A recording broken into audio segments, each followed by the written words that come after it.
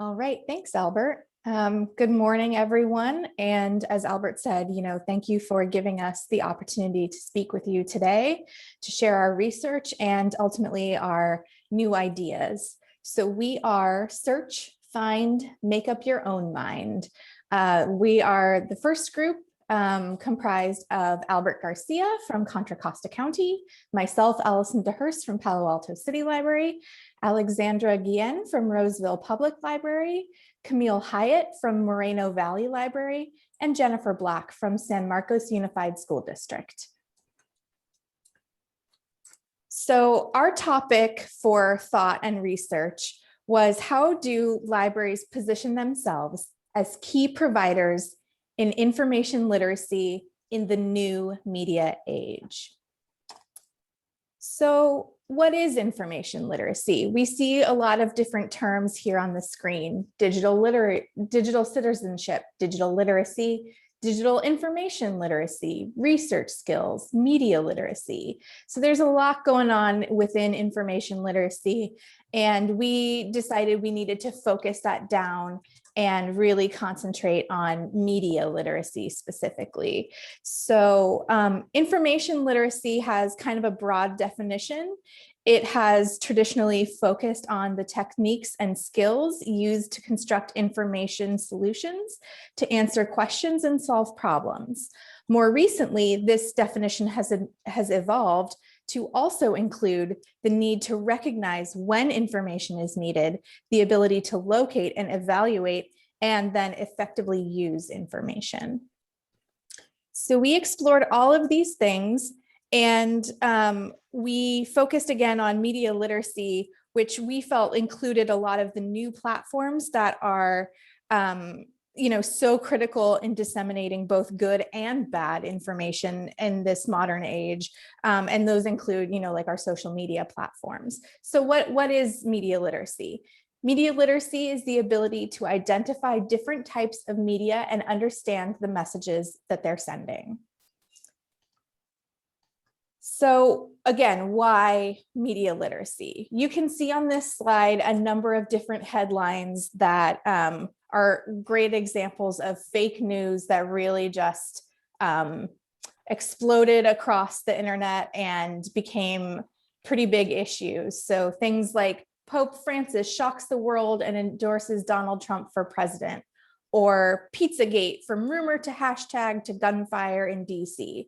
So as we can see, these fake news items, these social media sort of driven ideas have real life implications. And some statistical information here. In a 2018 MIT survey, it was found that false stories on Twitter were 70% more likely to be retweeted than true stories. And a Pew 2020 research study says that 53% of adults get their news from social media. So why media literacy? Never have we had so much information at our fingertips. Whether this bounty will make us smarter and better informed, or more ignorant and narrow-minded, will depend on our awareness of this problem and our educational response to it. At present, we worry that democracy is threatened by the ease at which disinformation about civic issues is allowed to spread and flourish. And we feel like this quote that came from a Stanford study really encompasses why we feel media literacy is so important and why we chose to really narrow our topic focus in on this way. So moving forward, I'm going to have Jennifer explain about our target audience. So Jennifer, thank you. Thank you, Allison. So now that we determined we were going to focus on media literacy, our next question was, where should our efforts be focused on? What group of people? And this reminded me of a story from my personal life. So I have a teenage son, and he came to me about a year ago and said, Mom, have you heard all about Wayfair and their human trafficking? And I said, what? What are you talking about? So he then went on to explain to me this whole very elaborate conspiracy theory about how the way Wayfair was naming their products And it was actually a front for human trafficking. It was all over the internet.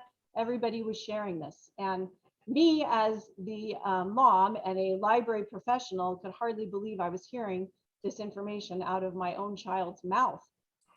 We talked about it more. I got a little more information from him. Then he and I sat down. We went to Snopes.com and some other places and finally was able to convince him that this was not actually true. But this really, when I shared this story with the group, brought home the fact that teens are a group that really could benefit from additional media literacy or even any media literacy education.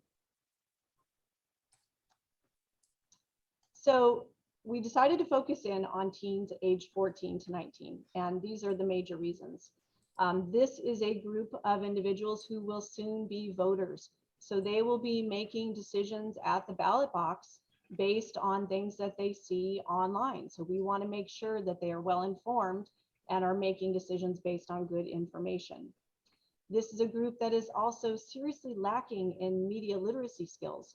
And this has been shown to be true through many studies done, especially through the Stanford History Education Group. Just to give you a couple examples, in 2016, a study done by Stanford, researchers found that more than 80% of middle school students could not tell the difference between sponsored content and a news story. In a separate study in 2019, they found that 96%, almost 100%, of high school students failed to consider that ties to the fossil fuel industry might affect the credibility of a website about climate change. This is also a group that is highly influenced by social media and fake news. According to a Pew study in 2020, 71% of 18 to 29-year-olds, a little bit older, but overlapping with our group as well, they get their news digitally, with 42% of them getting their news from social media. So it obviously has a lot of influence in their life. This is also a group whose critical thinking skills are not yet fully developed. There was a study done by the Center for Disease Control's Youth Risk Behavior Survey, and they found, which will probably not be a surprise to anybody, that teenagers, when making decisions, don't evaluate potential harm, but rather put a higher priority on society or peer approval. So this makes them very susceptible to spreading false information and fake news. Lastly, this group, their parents themselves are not really equipped to teach them these media literacy skills. Studies have also shown that adults are not great at this skill as well and often think they're better than they actually are. So unfortunately, this is something that parents cannot pass on to their kids. So the 2016 Stanford study I mentioned earlier regarding teens and their ability to evaluate information online found that, quote, our digital natives may be able to flit between Facebook and Twitter while simultaneously uploading a selfie to Instagram and texting a friend. But when it comes to evaluating information that flows through social media channels, they are easily duped. So after deciding to focus in on media literacy and our target of teens 14 to 19, we formulated our challenge statement, which is position the library as a trusted and expert provider of credible information resources, otherwise known as media literacy, for teens ages 14 to 19. And now I'm going to pass it on to Alex. Thanks, Jennifer. So as we started conducting research for this topic, we asked ourselves some critical questions. What are California libraries currently providing to teens in regards to media literacy? Are California schools providing media literacy education? What general media literacy resources are already available? And how does the digital divide affect media literacy? So some of our key findings in regards to public libraries and media literacy. Currently, there are no media literacy guidelines for public libraries in the state of California. Programs and resources regarding media literacy specifically are usually created from public library to public library with no guidelines or curricula to refer to. Information literacy is typically taught at academic libraries at a higher academic level, but why should this be the case? Every person deserves to become information literate and in fact should be, regardless of level of education. People trust the library as a place for lifelong learning. We should be taking advantage of this position to support our educators as a solid resource. And while librarians may not be trained educators themselves, libraries should be a resource for teens to see the real world implications of what they're learning in school. Libraries can help bridge the education gaps that currently exist by instructing patrons and providing resources on the topics of information and media literacy. So regarding schools and media literacy, we found that K through 12 schools teach research skills, which is embedded within ELA curriculum at all grade levels, but they don't address media literacy specifically. In the United States, only 14 states require some form of media literacy education, but the extent varies widely. In California, the Department of Education only requires that a page with media literacy resources be included on their website. The result is that media literacy education in schools is inconsistent and somewhat sporadic. There are no standardized or state-sanctioned programs in California. That means that media literacy lessons, if they're taught at all, are often hobbled together by educators or school librarians. We also found that there are dozens of existing curricula available, both free and paid, that are underutilized in the state of California. They are hard to find, and it can be difficult to discern which resources are useful, and it can be just as difficult to decide which platforms to use and support. This is one of the reasons why it's important to have some sort of provided toolkit that lists pre-approved resources, which is something that we'll address further in our presentation during our recommendations portion. We also wanted to briefly address the digital divide and how it affects media literacy. The digital divide refers to access to computers and the internet. Even people who don't have access to computers and the internet regularly are still in need of media literacy education. Fake news and misinformation spreads throughout society, whether it's in the form of a social media post or by word of mouth from one student to another at school. In this way, those that don't have access to technology at home can still be affected in the same way as those that do by misinformation. Teens affected by the digital divide also need media literacy education so that they can make up their own minds with respect to the information they hear, even if it's second or third hand. So what can be discerned from all of this information? First and foremost, it's very clear that right now, libraries have a unique opportunity to address the media literacy gap.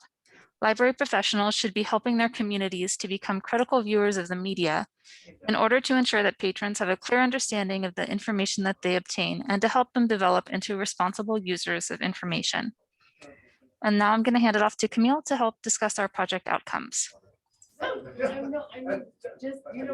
right, thank you, Alex. To that end, we've created a white paper, and our project outcomes are as follows. Teens aged 14 to 19 become more responsible users of social media. We want to make sure that they develop the skills and confidence to know how and where to find credible information, as well as increasing their knowledge and awareness of the library and the resources that we can offer them. Our second outcome is that library staff are trained to provide media literacy programs and resources to the public. And our final outcome is to create a standardized guideline for librarians so that they're able to more reliably and effectively teach patrons about media literacy. We've created a tiered approach to our recommendations. The tiers are divided based on the funding, resources, and effort that needs to be put in order to accomplish them. The first tier would be the simplest to accomplish, while the third tier is our most ambitious. In our first tier, we have a media literacy toolkit that can be provided to the California libraries in order to train staff and help patrons learn about media literacy. Also in our first tier, we have media literacy training for staff and partnering with local high schools. In the second tier, we have creating a media literacy state library position. And our third tier consists of creating strategic partnerships with content providers and social media and tech companies. In the first tier, we have our media literacy toolkit, which has a few different parts to it. One aspect of the media literacy toolkit is quizzes. By creating and distributing quizzes, Librarians will be able to find out what further steps need to be taken in order to teach media literacy skills to patrons, and patrons will be able to discover their own skill levels and learn more about media literacy in a fun and engaging way. In this section in the white paper, we've included examples of quizzes that already exist, free and low-cost resources in order to make your own quizzes, and recommendations for what the quizzes should include and how to set them up for the library. The second part of the toolkit is our media literacy websites. These are a collection of existing websites that librarians can use in order to gain a better understanding of media literacy, learn how to become media literacy advocates, and discover how to implement media literacy education in the library. The third part of the toolkit consists of resources that librarians can offer to their patrons and communities, such as unbiased news sites, fact-checking systems, lessons on media literacy, and games and quizzes. These sites will help patrons gain critical thinking skills in order to navigate digital information safely and responsibly. The final part of the toolkit is marketing. For the media literacy resources to make an impact, we have to advertise that they're available. This will be done through marketing. Some marketing tools that we recommend are flyers and infographics, such as the one on this slide, that can be posted to the library's social media accounts, lists of resources published on the library's websites, and visits to school libraries or classrooms. And now I'm going to hand it back over to Allison. Thanks. So the next aspect of our Tier 1 training is media literacy training for library staff. So the idea here would be that library staff at all levels would become familiar with the information in the toolkit, train themselves on the toolkit, so that they can then offer programs and other information and resources to the public that we haven't been able to do because we just haven't been as informed on the topic. I will now pass it to Jennifer. Thank you, Allison. So our final Tier 1 recommendation, which Camille touched on a little bit, is to partner with local high schools. Teens are not typically to be found in large numbers at public libraries, so it's important for us to go where they are, which would be the local high schools. So this would include things like reaching out to librarians, teachers, administrators at local high schools and making sure that they know what we can offer as far as media literacy tools and our toolkit. It would be facilitating library cards for all students. So making it as easy as possible for all high school students to have access to the library, both digitally and in person. And this should include things like giving them the ability to connect to the library through their school credentials. So taking any barriers away from that, the ability to have that library card. This would also involve promoting the media literacy toolkit, and this could be done through in-person visits to the library or to the school, school announcements, events at the library itself, social media, etc. And then lastly, we would recommend that the libraries create a student advisory group. We found a great example of this that is being done in real life by a media literacy website called MediaWise, and they have a teen group of fact checkers, and they post every day on things that are current or in the news that are going viral, being spread, and fact check that information. And the group actually found that 86% of the respondents polled on the MediaWise Instagram account recently, they were more likely to fact check on their own after watching one of these teen fact check stories. So a very powerful tool. And we can also use this advisory group to help promote media literacy in general through social media, at the school, through events, visits to classrooms, etc. I'm going to now pass it on to Alex. Thank you, Jennifer. So our Tier 2 recommendation is that the California State Library create or assign a specific media literacy position. As we previously noted, there are currently no state guidelines for public libraries in regards to media literacy programming and education. So the California State Library is in a unique position to be able to create new guidelines and provide resources to public libraries around the state regarding media literacy. Although this position would initially focus on the age group of teens ages 14 through 19, it would hopefully be able to expand that focus over time. So this role has the potential to create and maintain media literacy standards and guidelines at a state level, create and distribute media literacy resources for public libraries, including our online toolkit, provide media literacy grants that allow libraries to invest in toolkits, publicity, and staff training. And they could also create grant opportunities that provide libraries with the necessary funding to create media literacy programs and conduct outreach on this topic. And then this position could even have the potential to create partnerships with other entities, including the California Department of Education and other organizations that are currently addressing digital citizenship and media literacy.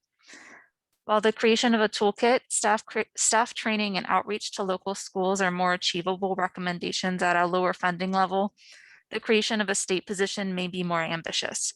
However, a person working at the state level would be able to ensure that media literacy guidelines are implemented evenly across the state rather than created library by library. And then I'm going to go ahead and hand it off to Albert to discuss our Tier 3 recommendation. Thank you, Alex. There are a number of resources currently available that focus on social media literacy and digital citizenship. We do not want to recreate their content. We want to compile the information and make it available for use. Organizations like Common Sense Education, the California Department of Education, and Media Literacy Now provide a wide range of resources, including lesson plans, toolkits, resources for parents and administrators, parent guides, and cyber citizenship initiatives. Consulting and partnering with these organizations will give the library insight into what has worked and which resources can be highlighted or replicated. The Bay Area is home to many tech and social media companies, and partnering with these companies that are familiar with developing apps, games, and other interactive tools will help reach this target audience where they spend a large amount of their time. There is danger in doing nothing about the spread of false information.